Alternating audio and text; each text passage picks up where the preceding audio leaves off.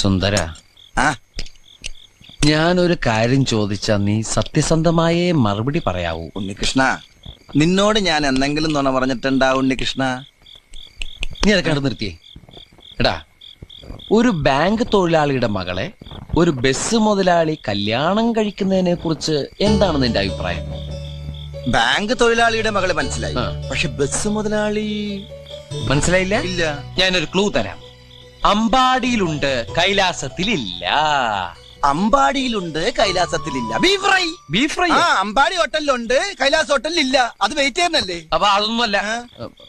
ആ, ആലിലയിൽ കിടക്കും ചൊറിയാൻ പുഴു. പാമ്പിന്റെ മുകളിൽ ഇങ്ങനെ നൃത്തമാടും.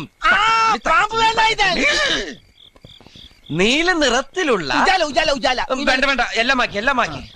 വെണ്ണ കട്ടു തിന്നുന്നവൻ. മിൽമ പ്രസിഡന്റ്.